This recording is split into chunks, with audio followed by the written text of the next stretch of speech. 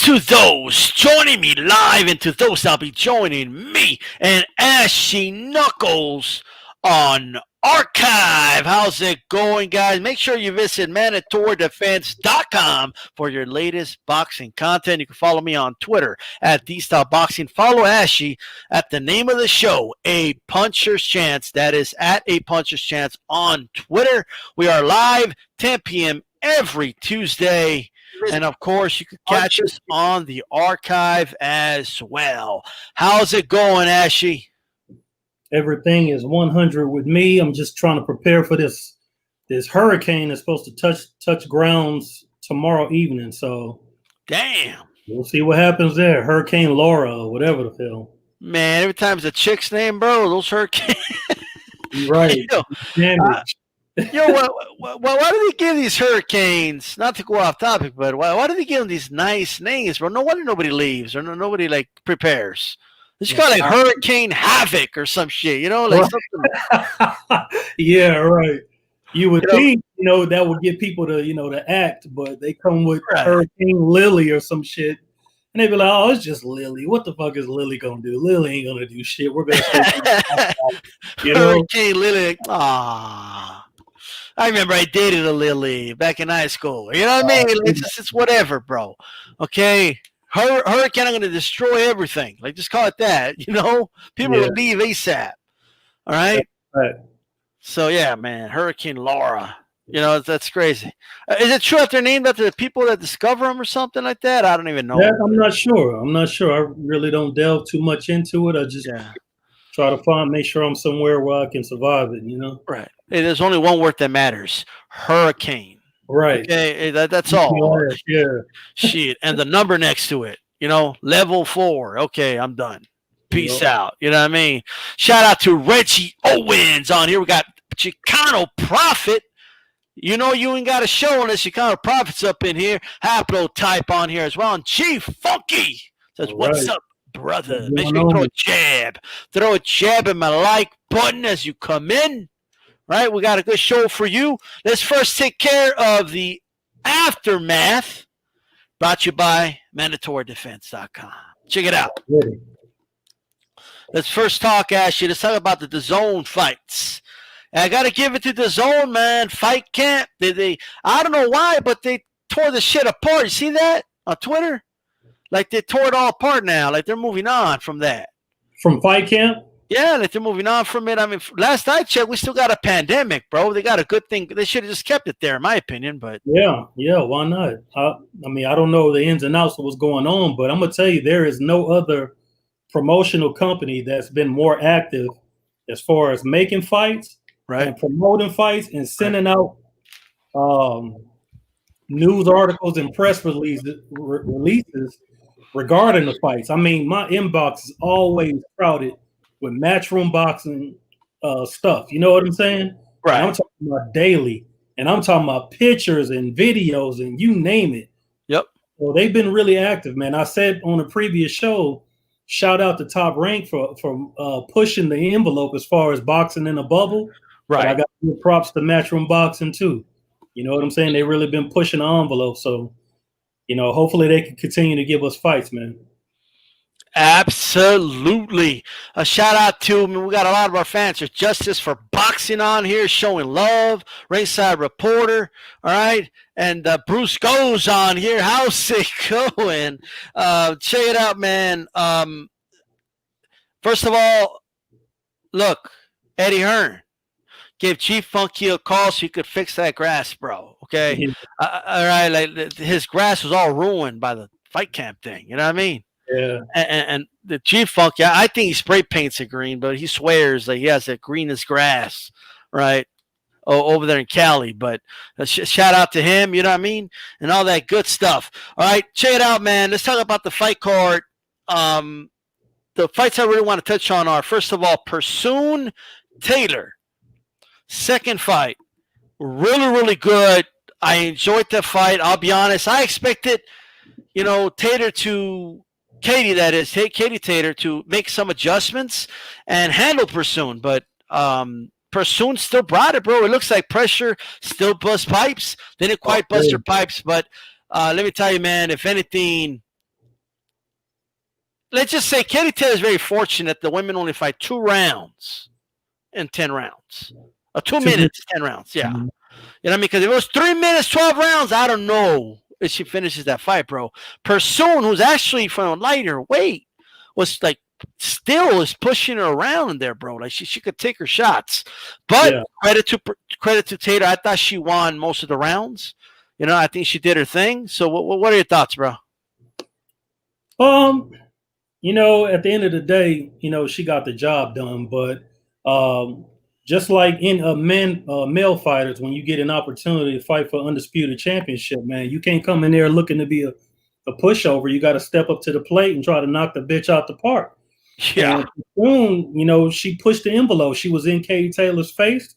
She threw a whole bunch of punches, and she was trying to make it ultimately uncomfortable for the champion, you know, and she did. She succeeded on that front. Her face was getting fucked up in the fight, you know what I'm saying? Yeah. But she was very aggressive, and she kept on Taylor. She would not let her breathe. But Kay was doing some good things in there. I mean, through the course of the fight, she moved a little above average. She moved average. And some of her counter punches to the body I thought were very telling. You know what I'm saying? But I think she was kind of surprised by the fact that a naturally smaller woman would be so gung-ho about bringing the fight right to her. You know what I'm saying? Yes. She came to fight, man. She came to win the world championship. But what it boils down to is the fact that she was in there with somebody who had that word that begins with an E. You know, she was in there with somebody who was very experienced. You know, she had like 40, 50 fights, something like that, 45 fights as a professional. And you know, it was just her. She felt it was her time to step up to the plate and secure the world championship. Katie Taylor has 16 fights in all. So, you know, in the women's boxing, they really push the envelope with these women. So getting them seasoned happens in a matter of 1, 2, 3, 4 fights. And now you're fighting for a world championship, at least in today's time. You know what I'm saying? And you know, with the male fighters too, it seems like that's happening over there nowadays too. So I don't know if that's a great idea, but this fight right here proved that even though, you know, she has the belts, that experience is the recipe for the day. You know what I'm saying? You still need to be seasoned at the top level. You still need to know what all the styles look like, and you need to be prepared for whatever your opponent is going to bring to you. And I think this only adds to a blueprint for somebody to come along and knock Katie Taylor off a spot at the top. But we'll have to see what happens on that front. Yeah, man, I definitely agree with that, and I need to get to the main event of that DAZN card with you, man. We said it last week, man. We said, well, I think we both agree. We're not going to be shocked if Povetkin wins, man. Oh yeah. You know, so for anybody to say, "Oh no, you guys are Monday morning quarterback," look, I picked Whyte to win, and you saw why for a while. You know what I mean? It's I think. We saw that, but man, I got to tell you, dude, and I like the way Povetkin. The one thing people are not talking about, Ashley, is how he was working the body, and he did the Canelo move, bro. You know what I mean? Like Whyte went to block the body shot, and Povetkin came right through the middle, man, with that uppercut, right through the guard. It was a beautiful shot. It really was. Yep. What surprised me, Ashley, is how is a fighter like Dillian Whyte with that, you know, all that experience. When he got caught with that uppercut, both his feet, bro, were planted side by side, man. Yeah. Side by side, not in a boxing stance, side by side. That's why he got knocked out. Right. You know what I mean? Right. And he was like in an awkward position. It was, you know, and credit to Povetkin. But what was your reaction to that? Well, it caught me off guard. But you know what? Round 4. The round right before round 5, which was the last round of the fight, right? Dillian Whyte actually caught Povetkin out of position, caught him square because Dillian Whyte back was against the ropes, and he caught Povetkin squaring up with him, and Povetkin got caught with the counter left uppercut that put him down, and that was actually a legit knockdown. Out of the 2 knockdowns in the fight, the first one was a flash knockdown, but it still counts. But the second one was a legit shot.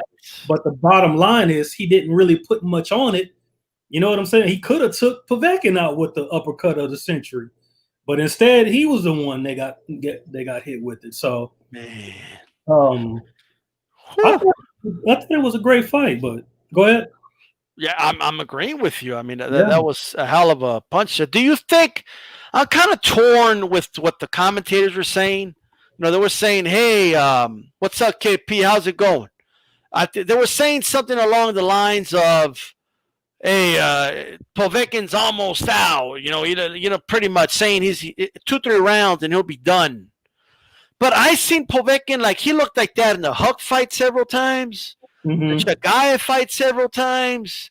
Even in the Hunter fight, there was moments where it looked like, man, I don't know if Povetkin's going to get out of it like the next 2 rounds, but somehow he would have mustered it up, and then all of a sudden he get like a second win.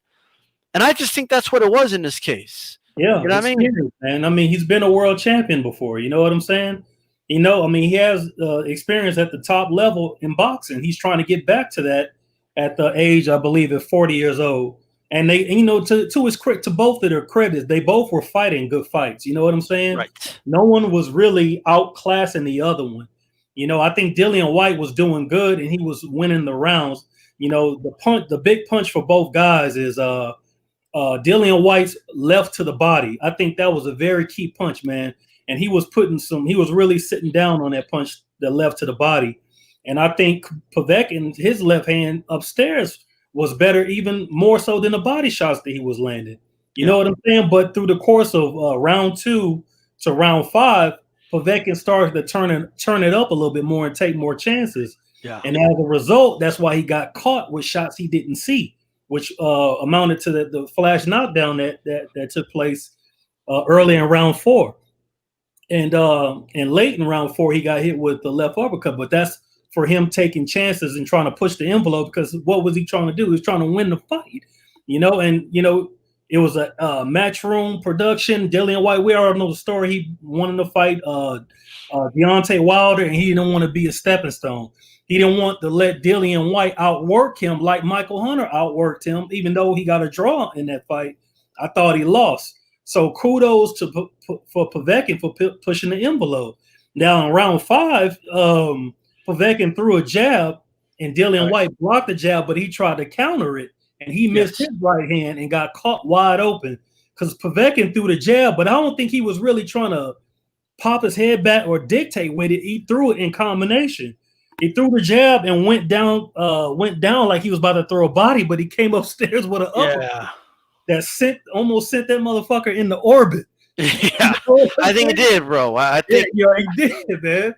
And he just got caught. You know, that's all it was. It's not like it was a lack of skill, a lack of professionalism, or, you know, as far as not training, coming in lazy and fat. You know, they both look in decent shape, and they both were actually doing well in the fight. You know, it was getting ready to start getting really good, I thought, you know. Right. But he just happened to get caught, and this is heavyweight boxing. We all know all it takes is one punch, but when you over 200 pounds, that statement really comes into play. Everybody over 200 pounds can knock somebody out, and we just saw it. That's exactly what we saw, man. Knocked him smooth out. I mean, that's literally NyQuil treatment, smooth out. He even woke up groggy and everything. Like, it was unbelievable, bro. What'd you think of Povetkin? Just like, he just walked it off, bro, like a walk-off home run. He just there was no celebrating. He was just like, well, all right, did my job. Yeah, I've been here before. You know what I'm saying? It's just Dillian Whyte. He's not even a world champion. Povetkin feels that, you know, he feels that this is not the end for him. You know what I'm saying? He making another solid run to the top of the heavyweight division as an older fighter, but one who's been there before. And you know what? He found an avenue to get that W, and he went and got it. You know, and I got to give him credit for it. You know. Hey, and shout out to speaking of being there before. I mean, that's how a fighter should act when he gets knocked down. Povetkin got knocked down twice, dude. Yeah. He took his time getting up. You know, he didn't sell it too much, nothing. He just took some deep breaths and, okay, I'm going to go back. I'm not going to change anything. I'm going to go back to my game plan. I got caught. It's heavyweight boxing. I'm still coming at you, Dillian Whyte. You know what I mean? And you got to appreciate that. That's why he got the win, too. He didn't go to survival mode. He's 40 years old. What has he got to lose? That's what makes him kind of dangerous, right? I mean, he doesn't have anything to lose at this point. Yep. You know, so shout out to Povetkin. I don't know if you heard anything about this, Ashley, but apparently Povetkin's people, his team, was really on it, bro, with the gloves, dude. You know what I mean? Well, that's a good thing. That's a good thing. Yeah, man, that's great. I didn't hear about that actually, though. Yeah, like, you know, like, yo, we're gonna check these gloves. You know, and I don't know if they said this or not, but yo, they better be the same gloves on the table the next day. Yeah. Right? Because I know Eddie Hearn doesn't want to lose money right now with this whole thing going on. His last fight camp. So I'm pretty sure they pulled some strings, man. That's a veteran team right there. You know, people should learn from that. You know what I mean? Right. If anything. Man, look at this, man. It's kind of harsh, but hey. Big Dog says Povetkin and Whyte both trash. Damn. All right, Afro Rican on here, bro. Send me a link to become member. I can't find how. I'll definitely get that to you, bro. Stay put. You know, I'll get that for you, man. You can also go to where it says D-Style subscribe. You can press on that link. Let me know that works, and I'll send the link in a little bit. All right, the texting on here. How's it going, man? He says sub to D-Style, Ashy, and everybody. Okay. And, of course, KP from KC5 Povetkin set him up good. We have Stormy Beeman on here, ING, and Chief Funky still on here and all that good stuff. And shout out to Afro Rican as well. All right. Let's talk about the ESPN Plus.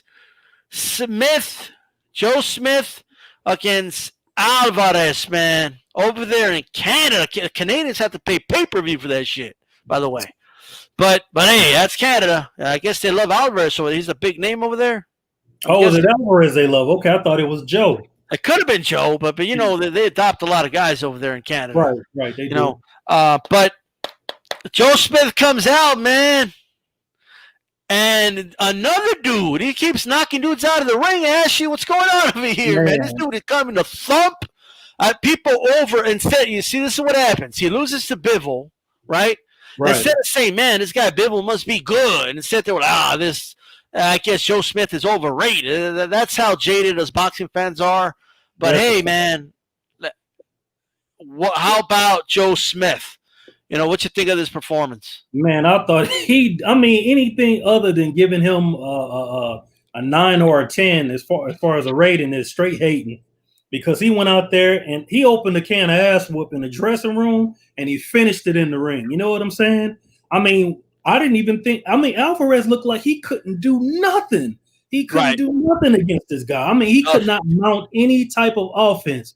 Joe Smith, the heavy-handed guy that he is, you know, he come in with the dimensions, tall and rangy, and he was letting his hands go. You know, at the end of the day, you score points by throwing and landing shots.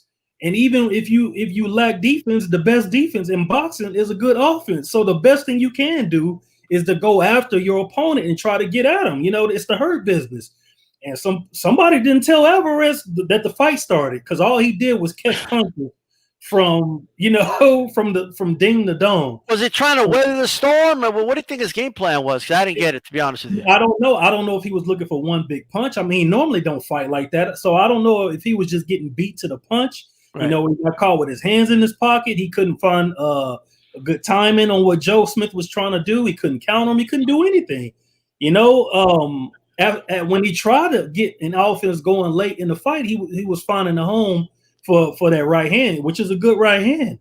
But unless you got Mike Tyson power or one-punch KO power, as soon as you touch these guys, their knees buckle, you need to put your punches together, and that's what Joe Smith was doing.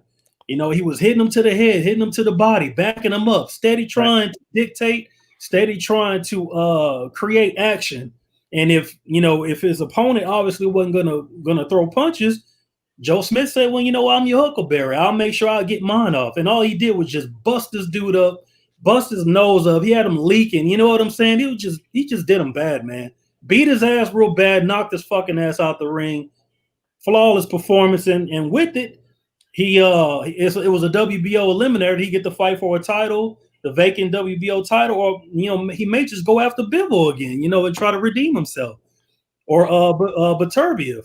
So, right, great performance, man. He did his job, man. He did his thing, man. He did his thing for sure. The Texas says Joe Smith starting to become the real-life underdog story. Bruce Go says that was the second best fight of the day. All right, Nopal Boxeyano-san here. How's it going, Nopal? Good to see you. Check it out, man. What do you think, man? People are talking about Beterbiev, Joe Smith. Dude, that's fireworks, bro. That is now. Look, Beterbiev's going to win, in my opinion, but it's boxing. Anything could happen, right? Yeah. Does Joe Smith have a puncher's chance, Esh? I mean, of course, man. They're light heavyweights. You know what I'm saying? They throw big shots at 175 pounds, and both of those guys' power has to be respected. But Volzdik threw really good power shots too. Yeah. And it didn't help him one bit when he got in there with that fucking maniac Beterbiev. You know what I'm saying? And Bozdik's a damn sniper in there, bro. Huh? Like Bozdik's like a fucking sniper in there, and he couldn't do anything. He's a really good fighter. You know what I'm saying? And it looked like it didn't even matter. You know what I'm saying? Beterbiev is just something different. So I would favor Beterbiev against any light heavyweight on the planet. Until I see any chinks in the armor. You know what I'm saying? Right. So. Yeah, man.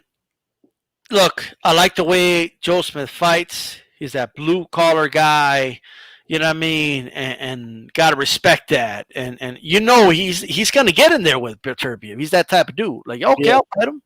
You know what I mean? I don't got a problem. Mm-hmm. But, shit, I think that's a great fight, man. And I hope it happens, so – we'll see how that goes. And, of course, Ashley Porter on Fox defeated Formella. Pretty much went how I think everyone kind of thought it would go. Yeah. Just without the knockout. I think most people said knockout. But sometimes, man, these fighters just, you just run into a durable guy that knows how to survive the 12 rounds. And I think that's what happened here. What did you think of that fight? Exactly, man. I couldn't have said it better myself. Formella got the phone call, and his team told him, "Hey, we got an opportunity to fight one of the top 5 welterweights on the planet," and he stepped up to the plate. Now, granted, I think going to training camp, the game plan. I mean, the mission was to go in there and knock him off and become a name in the welterweight division. Right. But when the fight started happening, and he had a hard time prying Sean Porter off his ass, going the distance was victory. You know what I'm saying? Yes. Because he ate a whole lot of shots, man. Sean Porter basically did whatever he wanted. He boxed when he wanted to. He fought when he wanted to. He stood and and banged it out with him against the ropes when he wanted. And I mean, he's just in there practicing on new things. You know what I'm saying? He was in excellent shape. He was in excellent shape. Now, granted, when the fight first began, Formella was throwing a good jab. He was moving really well, and he really didn't look like he was in awe of Sean Porter. But that's not going to stop. That's not going to get you over the top against him. You still got to deal with the fact that Sean Porter, once he turns that aggression up, it's hard to keep him off you. You know what I'm saying? We're talking about one of the most active fighters in the ring. He throws a high punch volume at welterweight. You know what I'm saying? He has a very good chin. I mean, he's been put down a couple of times, but he's never been knocked out. He's never out of the fight. And every time somebody put him down, what happened? He got up and got right back on him. He didn't, you know what I'm saying? He didn't need much time to recover. He has like fucking supernatural recouping abilities. You know what I'm saying? Yeah. He really is a tough guy. He's really tough to deal with in the welterweight division, and he's not an easy night for anybody. And Formella obviously did not have the strength or the endurance or the skill set or the experience to deal with Sean Porter, and obviously he really just didn't know what he was up against until he got in the ring with him.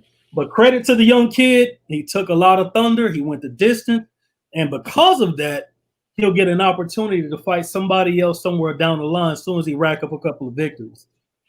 Man, no Paul Bociano says Bivol too scared to fight Beterbiev. Man, I mean, I don't know, man. Well, we'll see. I mean, Bivol's doing his thing. You know what I mean? Afro Rican G becoming a YouTube member on my channel. I appreciate the support, of course. Just for 99 cents a month. You know what I mean? You could support the channel if you want, of course. All right. So I think it's safe to say that 175 is slowly starting to become like a must-see division. You know what I mean? Where do you see Cole? I mean, he just got knocked out by Canelo, but you think it's time for Cole to hang him up?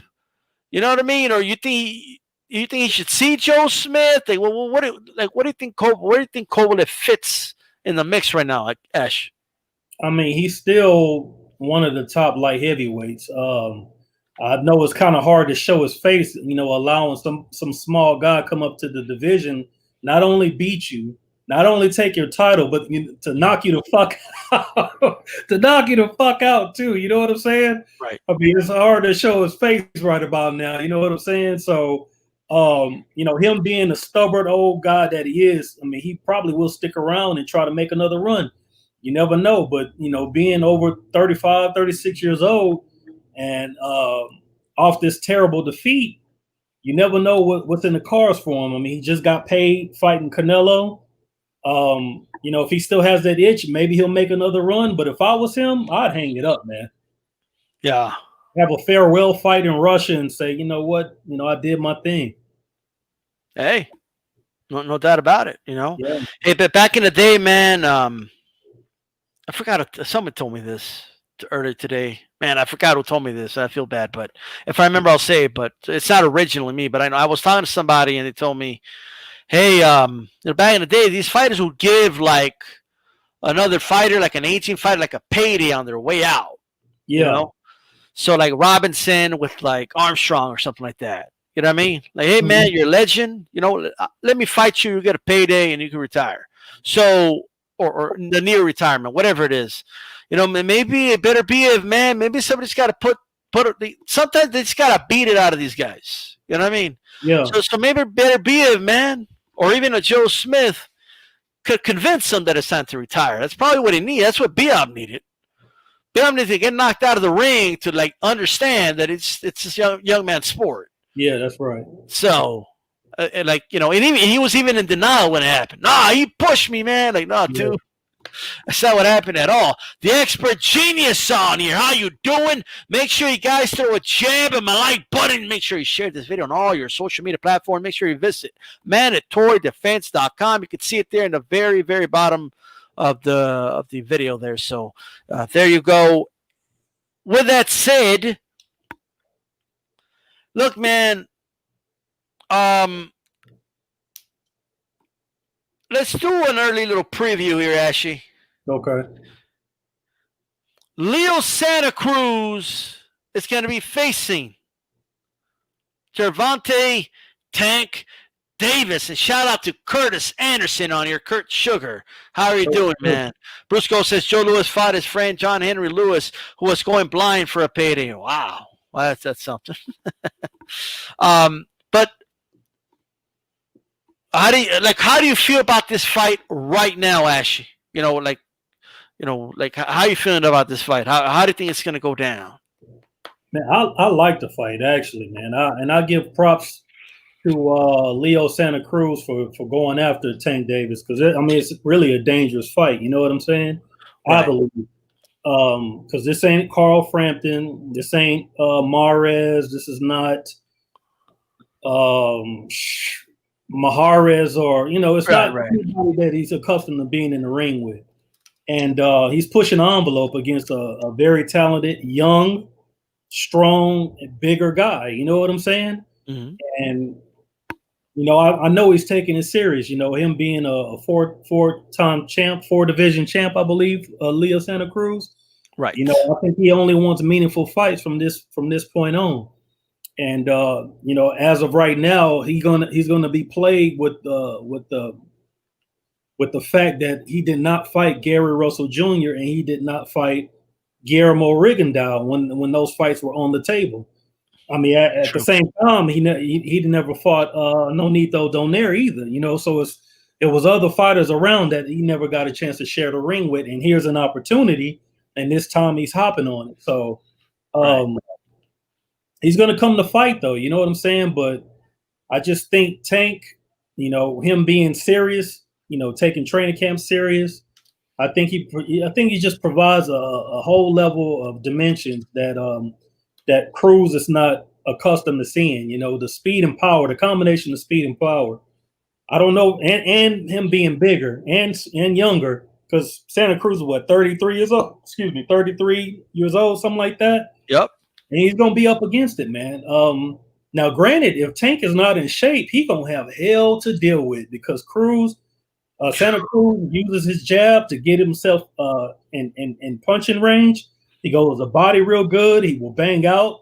You know, he does this with his hands. He throws shots, and you know, if you're not used to, you know, fighting somebody who has a herky-jerky type activity going in the ring, you can get yourself caught looking at this shit, getting banged out by punches, because you're watching him do this shit and throw shots, you know? So it's going to be interesting to see, man. Tank definitely can't take him lightly, and I really don't think he is, man. I think this is going to be a pay-per-view, so I'm sure he's training. He's training with Mayweather and shit like that, so this is the type of fight that they trying to use this as the type of fight that can catapult Tank into stardom.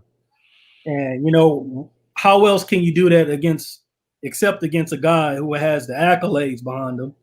I said he's a 4-division champion in Santa Cruz, right? You know, has the Hispanic fan base, you know, which is big in pay-per-view, because for a long time the Mexican and Hispanic audience helped carry the sport, especially at the time where most thought it was dying.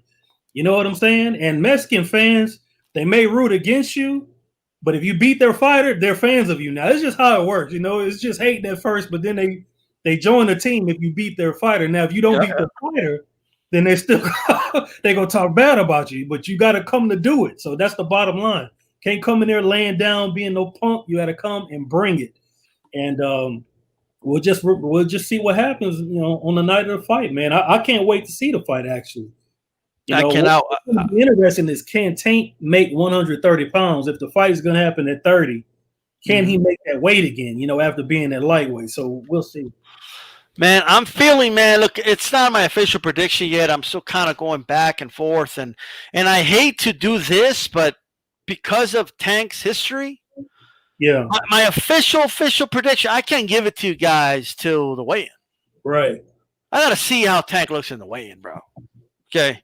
That's number one. And then just kind of get a feeling of it. You know what I mean? But I have this feeling, bro, like it's going to be a tough fight for Tank. Like, I get this sense, like, people are just overlooking Leo Santa Cruz, and you went over a lot of the things, you know what I mean? Like, he didn't fight Rigondeaux, he didn't Nonito Donaire, and Gary Russell, and all that. And I get it, 100%, I get it. Mm-hmm. You know what I mean? But, dude, like, that doesn't mean anything when the bell rings. Like he's still a good fighter. Like, even if you think he's a ducker, whatever it is, you know, he's still, like, he's been fighting a lot of great competition, better competition than Tank, in my opinion. That's true. So, and he's a veteran. He's going to bring in tactics that Tank's never seen before.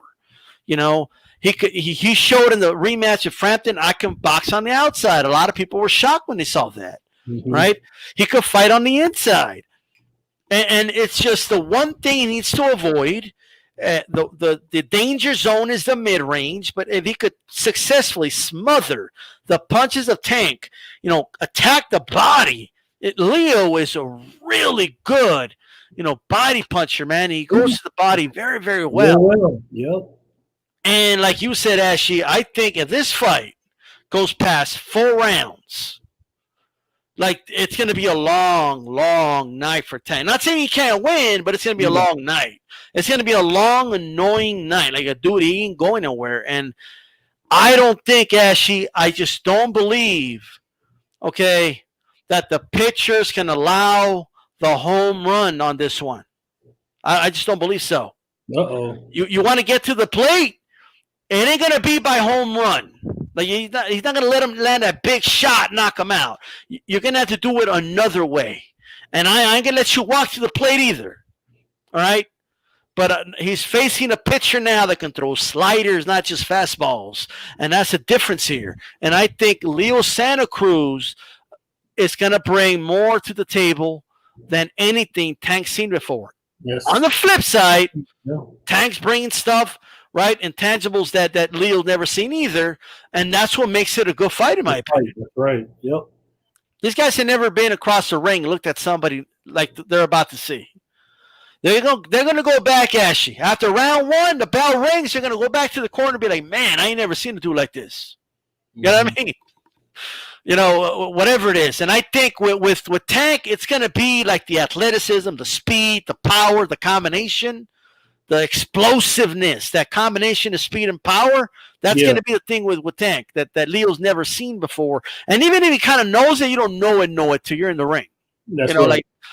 And I think Tank is going to see something from Leo. I think in that fight, at some point, maybe not in round one, but at some point, Tank's going to hit something with Leo.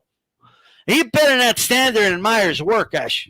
Yeah. You know what I mean? Because it's something's coming back. You know, it's just he's going to come back with something. He's going to hit you with something. And I don't care. People saying, oh, he's moving up. He doesn't have the power. Man, punches hurt, bro. I don't give a shit where it's coming from. And Leo has a technique to hurt him. All right. I'm not saying he's going to wobble him or knock him out, but he has enough to catch his attention. I think he's going to hit at some point. Tank's going to hit Leo with some big, and Leo's still going to be there, and I think everybody's going to be surprised. Are you going to be surprised, Ashy? I don't know, man. I've heard some stories about Tank power now, Right. If he's still there, I'm not surprised because I know Leo is a tough dude, you know what I'm saying? So I'm not really going to be surprised, but I would really like to see how well Leo takes a punch from Tank. You know what I'm saying? If he could take Tank's power and he's not in awe of his explosion and stuff like that, oh man, it's gonna be a long night. You know what I'm saying? That's just a fact. So he better have something. He better have some serious thing on the punches. You know what I'm saying? Be ready to work. Oh, I know what you're talking about. No doubt about it. If he's going for a home run, then he lost the fight. I'm just telling you straight up. So if he put his punches together and use some of those abilities that are highly touted coming from Mayweather promotion, then maybe he can have an explosive victory. Who knows? Yeah. That's why they fight the fights. That's why they get in there and do it and let the ring sort the facts out. Let me put it this way.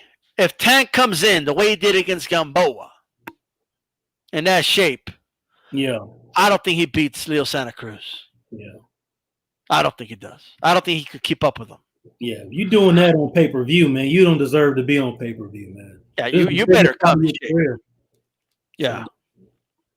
Let me tell you something, man. You better come in shape. You guys make sure you jab my like button. Chicago Pop says, I'll be eager to hear the corners in this fight, see what adjustments are instructed and executed. That's where you learn who has plan A, plan B, plan C.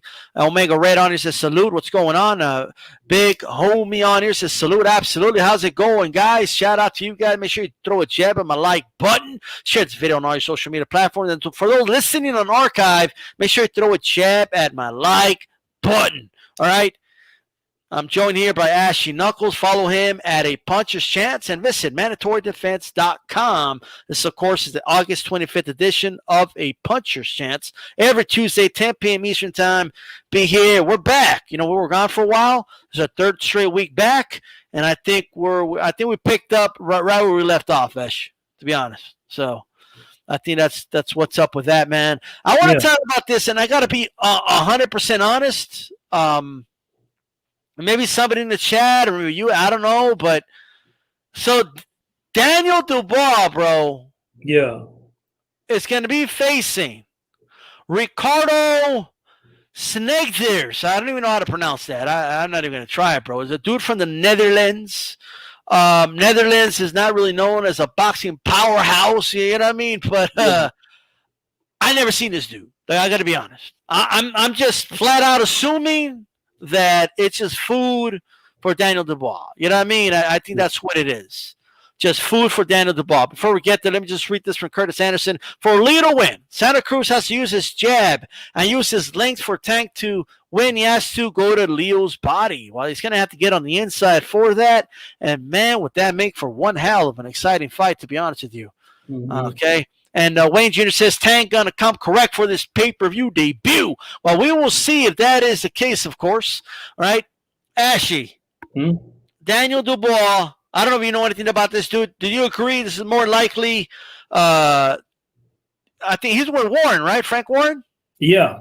I think Frank Warren, just like I do for my dog. Like I go to Walmart and I pick up a big bag of food, like a big, heavy bag of food, right? I take it home and I pour it for my dog share for food. Is that what this dude is? I think that's what it is. Well, Dubois, he's still is still a raw talent. You know what I'm saying? He has 14 fights as a professional. So he's still really getting adjusted as a professional, man. And, what better way to do that but to keep, feeding him contenders. You know what I'm saying?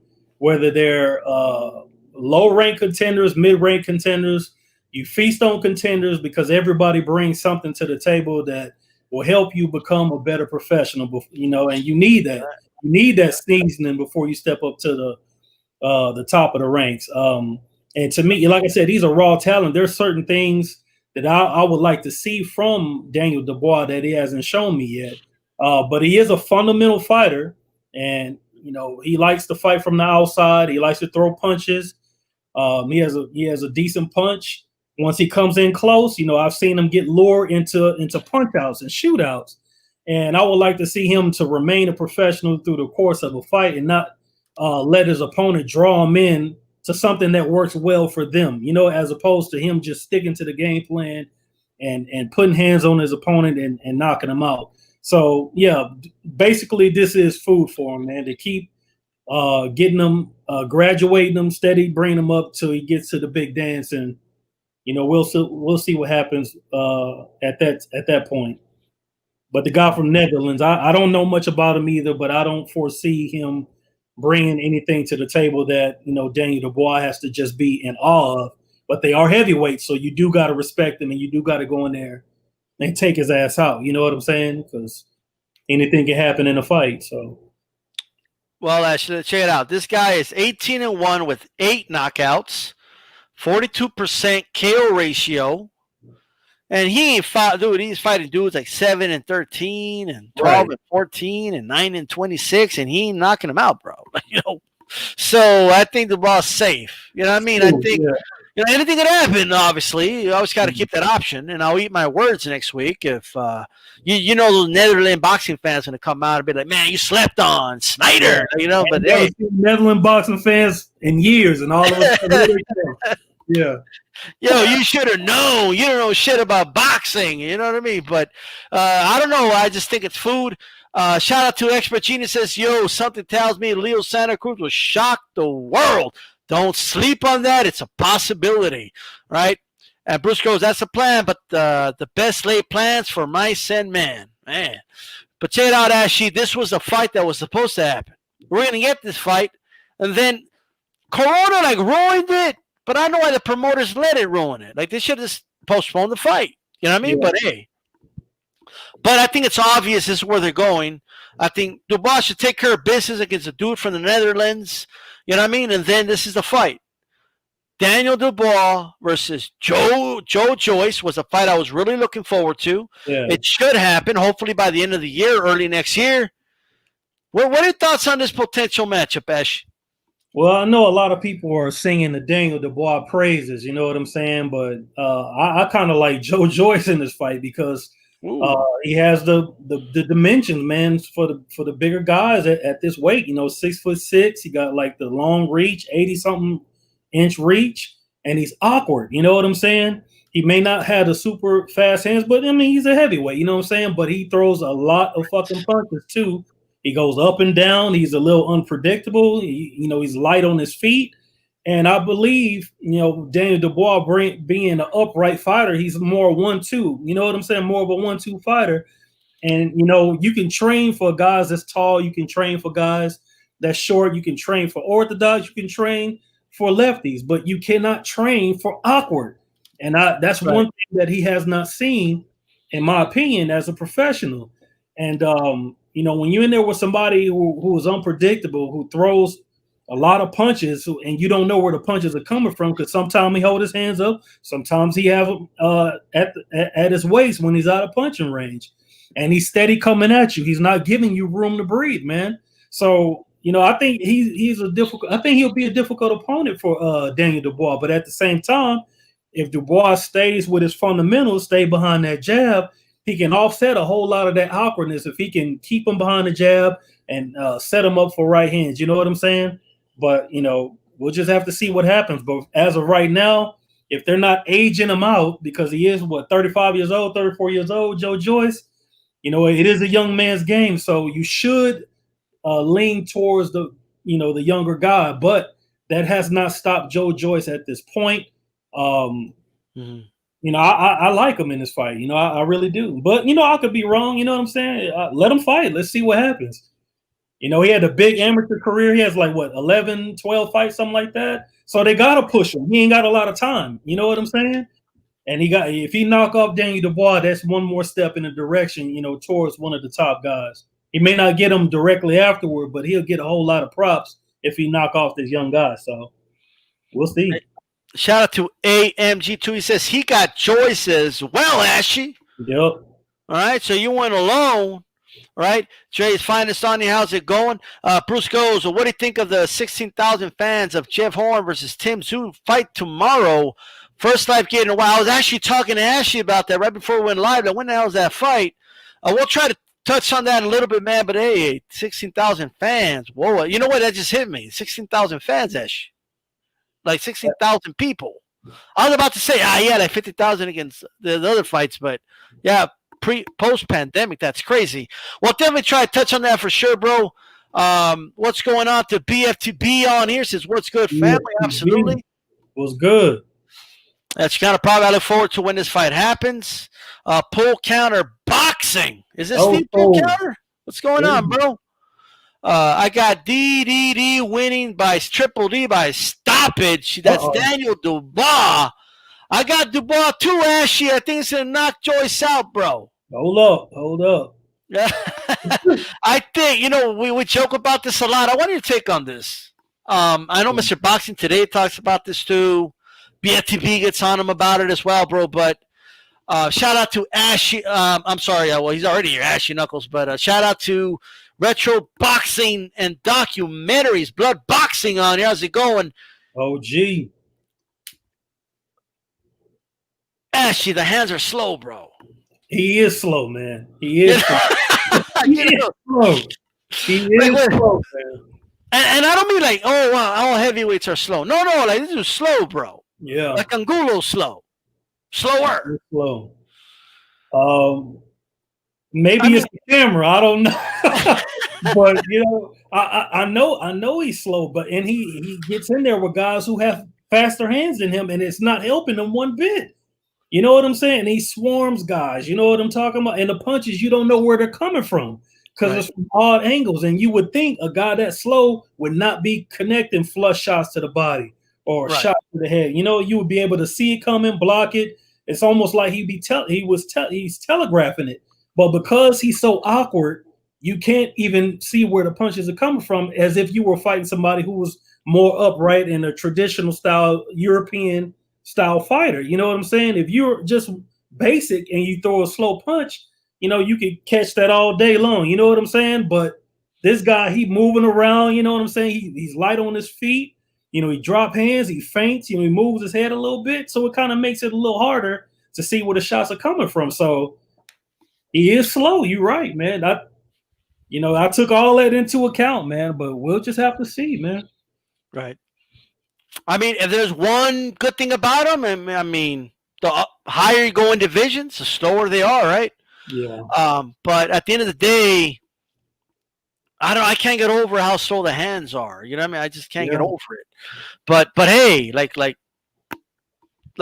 Floyd Sr. says, it's all about timing anyway. Mm-hmm. But But then again, I mean, he was coaching his son, like, you know what I mean? Right. So in De La Hoya, this dude had like top tier fighters, you know, that he was training. Yeah. So we will see, man. Chief Funky on here with his new logo. Look at Chief Funky boxing with a Mexican crest in the back and everything. Yeah. Says dial up slow, man. Well, we will see. I mean, it's obviously a big fight for a reason, and you know, sometimes actually guys look the part, and then somebody spoils the party, and that could happen to Dubois. Yeah. You know, Good. you know, so that's why these fights are important for sure. And slow but heavy, says Bruce Ghost. And Beterbiev says the punch from Joyce's last fight still hasn't landed yet. It's on its way. Yo, come on, man. He is slow. Come on. All right. So you're gonna roll with Joe. Man, that name. I mean, Joe, for now, until they you know start actually holding press conferences, weigh-ins, open workouts. All right. But right now, I got Joyce, man. You know what I noticed that, Sharon? I think mind games matter in every division, but I feel like at heavyweight, since every punch matters, like one moment of distraction, everything matters, right? Right, that's right. I feel like if you let a guy get to you at heavyweight, like if he gets on your nerves or something, like I think that could be problematic, right? Can Joyce, like, you know, get under the skin of Daniel Dubois? You know what I mean? It's a possibility. Psychological matchup is part of the game. You know? Yeah, absolutely. Look at Duran and Sugar Ray Leonard in the first fight. Exactly. Made him come out and fight a dumb fight and got his fucking ass whooped. Yeah. I'm so mad at you. I'm gonna just hit. He just wanted to hit him, bro. Yeah. You know what I mean? He didn't care if he was getting hit. Blown out. Yeah. Like he didn't even care if he got hit. He just wanted to hit him. Right. You know what I mean? That's how bad he wanted to hit him. Like when you don't even know you're getting hit. You know, Beterbiev says I'm rolling with Joyce right now until the fight happens. Then I got Dubois. All right. All right, man. Look, speaking of dudes I never heard of, and I'm sorry, like I you know, dudes like me and Ashley, that we got shit to do. Like we can't look up everybody. You know what I mean? Yeah. So he's fighting this dude, Greg Vendetti. Have you ever heard of that dude? I never heard of him. Not to my knowledge. So this is for the WBA regular belt. I'm assuming, right? And if I don't know where this dude's from, I'll look it up in a little bit, but I'm sure his fan, if he wins, his fans are going to come next week. You should have known Vendetti was going to win. But right. Assuming Lara wins, what do you think next for Lara, man? What at this stage of his career, 154 is hot. So I think he should be in there with a name right now. Like, what would you like to see Lara? Should he maybe move up to 160? Maybe try to become a 2-division champion. What route would you like to see from him? He can do whatever he wants, man. He's like most fighters, man. You're gonna have to beat his ass to make him get out of the sport. And as of right now, nobody's really issued a beating to him except for the Hurd loss. You know what I'm saying? Right. He's come up short on a lot of close fights, and you know, some of those he should have won. But for the most part, Lara has his way in the ring. And lately, he's been fighting a whole much more settled fight. He don't move as much. You know, he stands in front of his opponent and beat them to the punch, and outbox them. And I actually enjoy his fights more now than I did when he was in his prime. But he's still a very difficult opponent to get a read on. You know, he has a lot of experience, and I think he's going to walk through, whoever this Vendetti guy is. But next for him, I'm sure he's going to want a shot at the title. I mean, he's already expressed that he don't even mind. He don't mind fighting Jermell, He don't mind fighting Jermell for a world title, I'm sure he wouldn't mind going after Banana if he beats Jermell, And I think the only person that would try to throw a monkey wrench in the plan is Jamal. Jamal don't want those guys to fight. But it's not a big deal. It shouldn't be so much of a big deal now because Lara doesn't train with Ronnie Shields anymore.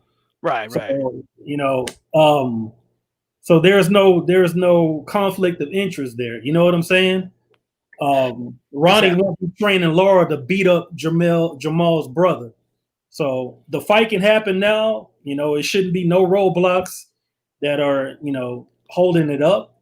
If he beats Vendetti, I think that would be the natural step, But nobody knows. Jamel. Nobody knows who this dude is, bro. It's just like the movie V for Vendetta. Like nobody knew who he was because he had a mask and shit. You know what I mean? Like, who is this dude? You know? Yeah. So V for Vendetta against Lara. I just feel like this should have been an undercard fight, man. It shouldn't have been a headliner. Yeah, this is a bubble card. I mean, this is a bubble fight. This is you give him this fight because you don't have to pay Vendetta a large amount, and Lara can still make what he wanted to make in a fight. You know what I'm saying? That's not going to have fans there. You know what I'm saying? I mean, when is this fight? This is this weekend, right? Yeah. Yeah. So it's a bubble fight. You know what I'm talking about? Yep. It's a very busy fight, and we'll just have to see what happens, man. Shout out again to the good thing about boxing is this is how guys become somebody. These unknown guys, they get an opportunity to showcase their talent against somebody who we all know. And if you can upset them, now you're here. Now you in the fucking house. This is how we got guys like Mayorga. You know what I'm saying? You come out of fucking nowhere, you dethrone somebody who's at the top of their game, and now you belong at the top of the division. People are singing your praises. So that's the good thing about the sport. Now, when will V for Vendetta be one of those guys? We'll just have to see. But I doubt it, though. V for Vendetta, bro. Okay, this guy, Ashy, he's 22-3, 12 wins by knockout. He's from Wakefield, Massachusetts. Those dudes from Boston gonna come like, you guys should have known he was gonna beat Lara if he wins and shit. But we'll be on the lookout for dudes from the Netherlands and Mass, bro. Okay, like they're gonna come hard, right? You should have done your research. You know what I mean? But it's I just don't know what to do. I never seen him fight, bro. If I had, I forgot. You know what I mean? So obviously, Manny Pacquiao too. He became famous. Yeah, I mean, look, no one knew who Pacquiao was in an age where there was no social media when he fought Barrera. You know what I mean? But if it was today, a couple of times though already. Yeah, like if it was today, people would know who Pacquiao is. Right. You know what I mean? And Mayorga, when he came, he knocked out Andrew Sixhead Lewis, but his name wasn't ringing out. But that is what at least got him the fight with Vernon Forrest. You know what I'm saying? And that's when he became somebody. So, big homie Coop says, I'm from Boston. I never heard of the boy. Never heard about him. What's going on to Retro Boxing and salute to D-Style Boxing and panel from the DMB. Shout out to you, bro. Thank you so much for the support. And G Funk says, Lara's fighting dumpster juice. Damn. Man, it's kind of harsh, but probably true. Which brings me to this. My opinion, I don't give a shit if it's your friend. Like, if you're two top dudes in the same division, you got to fight each other, okay? There's only one pass if you're biological brothers. That's it. That's my only pass, okay? What about cousins? Man, that's tough, bro. Yeah. If you're cousins, you still got to fight. Yeah. You know what I mean? If you're like, shit, I fought my cousins growing up. You can fight your cousins, too, for money shit. Yep. You know what I mean? Like, I just think, like, I give the Klitschko's a pass. A lot of people didn't. A lot of people said they should have fought. I'll give the Charlos a pass. I don't think, brothers should be fighting. That's just my opinion, right? Yeah. But, well, what's your opinion on that, Ashley? The whole, like, we're friends, and I'm not going to fight my friend or my stablemate and stuff like that. You know what I mean? I don't know about I don't know about that friend shit. I mean, you got to fight. Hell, they all the boxing community is a pretty tight. They have a camaraderie. I'm not going to say it's tight because for the most part, a lot of fighters fucking hate on each other. It's just the truth. But it always takes a tragedy for them to show their real brotherhood, and that's just facts. You know what I'm saying? So friends, forget that. If you're friends, it don't matter. You got to get in there and do it. If you're a world champion and your friend is the number one contender, You know what I'm saying? Which you're not gonna give him that title shot. You know what I'm saying? Exactly. But brothers, I understand that because they're, they will always be brothers with or without boxing. So, I can understand that. I would never try to ask a brother to fight his biological brother just to entertain me. You know what I'm saying? That I can, Klitschko's get a pass from me on that too. I'm not that damn brutal. You know what I'm saying? Right. But anything other than brothers, you gotta do it. Absolutely. Yeah. Retro boxing and documentaries. All them fighters always knew each other in every era. You guys can catch Blood on Throwback Thursdays on Thursday. That's self-explanatory. 8 p.m. Eastern. Make sure you guys are there. Good topic to expand upon for sure. Brothers beef will settle eventually in the living room with both parents as the refs with words. Man, I just. I'm not on this whole friend thing, man. Like, I just think if you're both top fighters, it's time to fight. That's it. It's a business. Just do what you got to do, man. Like, I'm sure you've had I'm sure you've had like brutal sparring sessions before. I mean, Yep. My brother's on deck. Peace and love, fam. Says Trey Finest. And I've also heard people say, man, I'd knock out my brother if I was a boxer. But damn, Yeah. I remember Nate Campbell. He had fought one of his best friends, Ricky Keelis, I think his name was. Okay. And he beat the shit out of Ricky Keelis in that fight. But that was his boy. He said that hurt him to have to do that to him. You know what I'm saying? Yeah. So forget the dumb shit. It don't matter if you're friends. Get in there and bang out, man. Hey, it's you'll be friends again right after the fight. Yeah. It's all good. Absolutely. BMB says, ain't no friends. It's my product against your product, and I got the better product. Damn. You know what I mean? But there you go. So, we'll see what happens with Lara, man. Tszyu, I watched some clips of him, but I'm not going to act like I've done extensive research on Tszyu. Yeah. It's Kazasu's son. I'm pretty certain about that. Somebody could fact check that, but I'm pretty sure it's the son of Tszyu. And he's going to be facing Jeff Horn, who we're really familiar with. Controversial but very big upset win over Manny Pacquiao. You got, he just lost to Zerafa, but he avenged the loss. He got stopped by Crawford. That's how Crawford became a champion at 147. Beterbiev says, we shake and hug after we fight. Well, there you go. You know what I mean? This Tszyu, man, is this just another kid riding off the dad's fame? Until proven in the ring, I'm gonna say yes, because I don't know a damn thing about Tszyu. As far as I know, he don't have a big amateur career. He's young in the sport. You know what I'm saying? Young, undefeated. But he ain't ringing no bells so far. I mean, he's only fought in Australia. I believe so. Yeah. There's really no names on his record that really rang out. I mean, the biggest name that would be on his record would be Jeff Horn. You know what I'm saying? But if he does knock off Jeff Horn, it will do wonders for him. And if he's anything like Pops, then Jeff Horn got problems. You know what I'm saying? Right. Because Pops was strong. He had a really good straight right. You know what I'm saying? He was fundamentally sound. You know what I'm saying? He was a smart fighter. He was a thinking fighter. And like I said, if Tszyu is anything like Kostya, then Jeff Horn gonna get his fucking ass beat. But right. I don't foresee the son being as good as the dad, because they seldomly are. Right. And maybe he win, maybe he'll win, maybe he doesn't. But I don't know much about him. Jeff Horn, I expect him to do what he normally does. And we'll just have to see what happens in that fight. But somebody else I'm gonna have to do more research on Tszyu. But they're fighting tomorrow. Yeah, but it's in Australia, bro. If I'm not mistaken, they're gonna be fighting it's gonna be like 5 a.m. your time, or 7 a.m. your time, something like that. Yeah, I'll be on my 180th sheep or cow or whatever I'll be counting in my sleep. Yeah. Get it on the replay. This ain't enough to make me get up early and watch it. Yeah, I'm gonna be like Dillian Whyte, bro. After the Povetkin knockout, you know what I mean? I'm just gonna be laid out. You know, Right?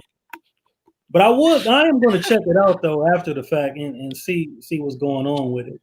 I heard, you heard that there was some controversy because one of the judges that were picked for the fight was one of Tszyu right? cornermen.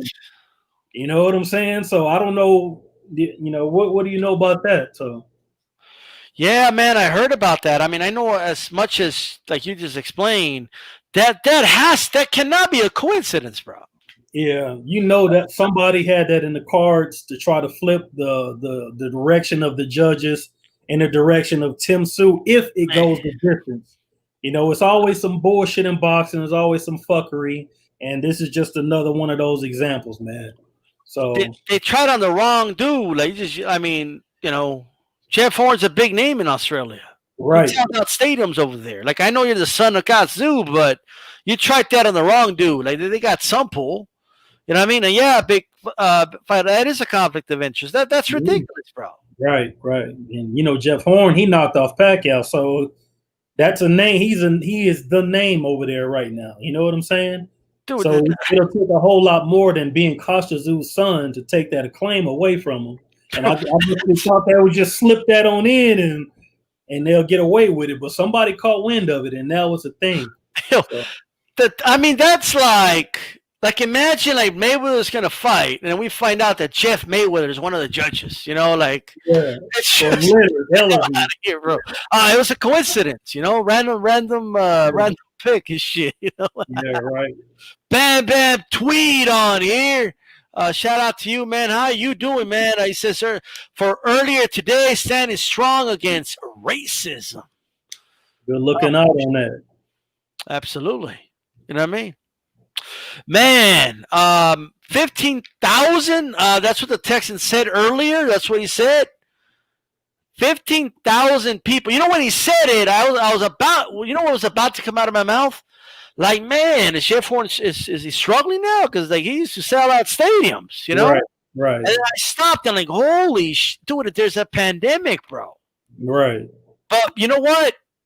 Maybe Australia got it under control and shit because they got better leadership than us and shit. You know what I mean? Yeah. So who knows? But what are your thoughts on that? A little too early, Ashley, to have.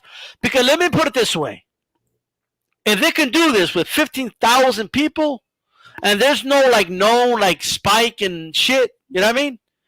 Then we found fight camp, bro. Australia, like it's time to do the fight camp in Australia. Yep. Okay, the land down under, okay, is the spot to be. If there's no spikes out of this, if it doesn't get bad, whatever it is, right? Tszyu versus Horn will be the spot. Now, it could go the other way. It could be all of a sudden there's a big spike in cases related to this event. But, I mean, just in general, Ashley, I guess at some point somebody's got to try it, right? I don't know. I mean, you got to try it, but maybe they're just doing what you suggested last weekend when you said a stadium and you space them all around the stadium. So maybe that's why, like you said, it wasn't 60,000, 50,000. Right. It's 15,000. They're just spacing them all the way around those big soccer stadiums, so social distancing probably, will be in full effect. Hence the 15,000. And, if they can pull it off, then maybe they can, try to increase it incrementally, you know what I'm saying? So I guess it would take somebody outside the states as far as the fans and promoting fights to lead the way in terms of bringing boxing to where it should be, where the fans can fill up the arenas and be in attendance. So like you said, the leadership here is laughable, and that's a compliment.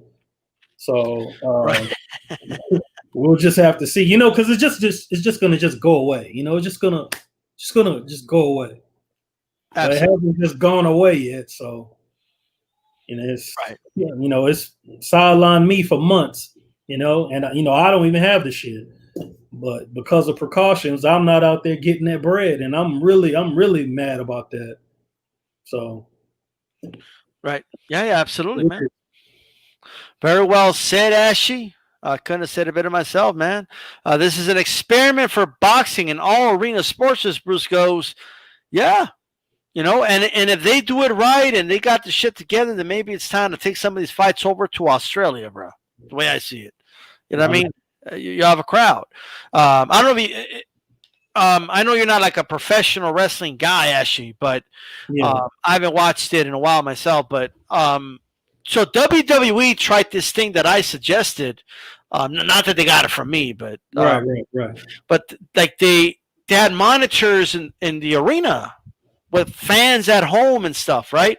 Yeah. So and it looked kind of cool. Like there was people there. So some people had like a dad with with their son or daughter on their lap watching Raw or whatever. But then, like always, there's always those idiots that gotta ruin it. You know what I mean?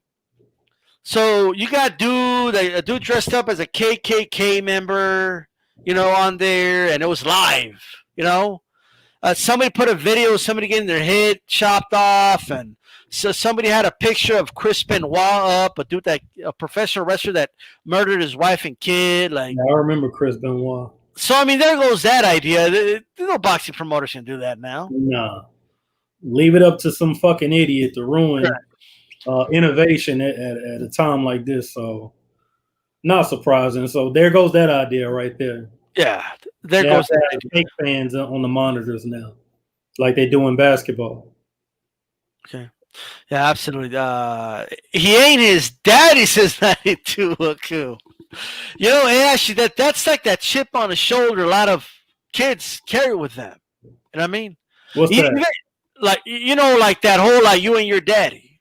And I think some fighters can deal with it, some can't. And I think sometimes that pressure is just too much for them. Plus, I mean, it's just a reality, bro. Like, look, Chavez Jr. probably could have done what his dad did, but he just didn't have the hunger of his dad. Mm-mm. He didn't have to, like, he wasn't living, like, dude, Chavez Sr. was sleeping he'll sneak into the fucking trains, bro. His alarm clock when the train fucking turned on, all right? Yeah. Then he jump off that shit before he ends up in another city, all right?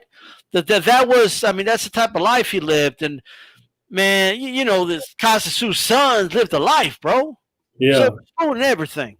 So he has a lot to prove here, and this is his first big test, and we will see. Maybe he'll pass the test, and look, man, if he's half of what his dad was, Jeff Horn's in for a beating, bro. Right? But we'll see. He made it up like Ronald Hearns. So, yeah. Yeah. Man, Ronald Hearns, bro. Don't get it. I just don't get it. Train hard. I give him that. Yeah. He trained hard. He like he didn't come to fight. He just didn't have the skills to compete. So, where was the right hand? Man, he didn't inherit it, man. He got his mom's right hand. Yeah, he got his mama's right hand, bro. Man, come on, Dad. I had all the things I needed from you. You know what I mean? But Joe Frazier got knocked out by Mike. Son. Oh, I read that wrong. Yeah. Joe Frazier's son got knocked out by Mike Tyson. Ain't that the truth? Oh, Marvis Frazier wasn't his name? Marvis? Yeah, for sure. Yeah, he got his ass fucking KO'd.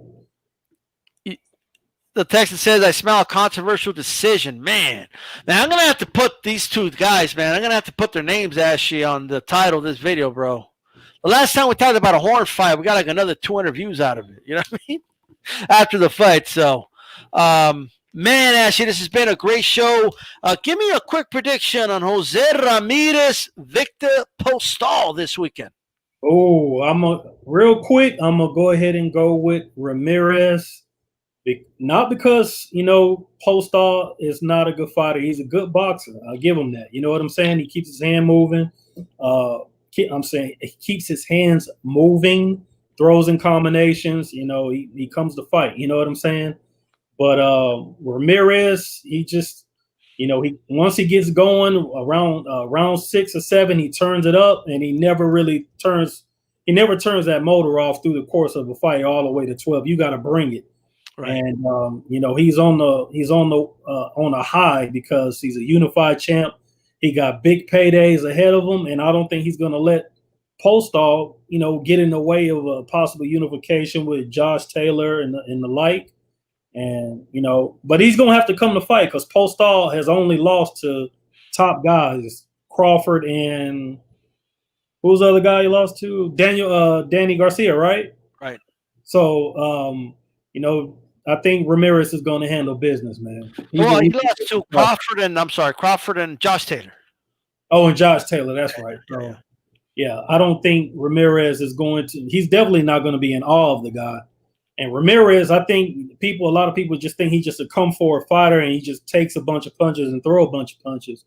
But he's not really the easiest guy to hit even when he's in close. He's doing a lot of upper body movement when he's in close. And he can fight on the outside, he can fight on the inside. He just likes to come in and make for a really good fight, a good battle in close. You know what I'm saying? But he can fight from the outside. He's not a bad boxer at all. But, we'll just see what happens in that fight, Absolutely. Make sure you guys go to mandatorydefense.com. Follow me on Twitter at DStopBoxing. Follow Ashy at A Puncher's Chance. All right. You got any final words for us, Ashy, before we wrap this one up? Keep supporting boxing during this pandemic, man. It's gotta swing upwards at some point, I mean, we're still getting fights, so the least we can do as boxing fans is to support it. You know what I'm saying? We don't have to buy no tickets or anything. Just turn your channel on, watch the fights until it starts swinging upwards for the better of the sport. So, till next Tuesday, I'll let y'all, man. Absolutely, man. We're just short of the 40, man. Jab my like button to get to those 40 likes ASAP. All right. Ramirez in 6 says, G-Funk, you make sure you tune in tomorrow for Hispanics Causing Panic. Same time, 10 p.m. Eastern Time. And, of course, Thursday, check out Throwback Thursday. I'll have Blood on. We'll see who else can come on. Mr. Universal Sports should be coming on as well, old YouTuber. And that's 8 p.m. Eastern Time for that. Mark it down. Write it down. Do your thing. And with that said, this is D-Style Boxing. And what do we say, Ash? Keep it boxing. Keep it boxing. We're out.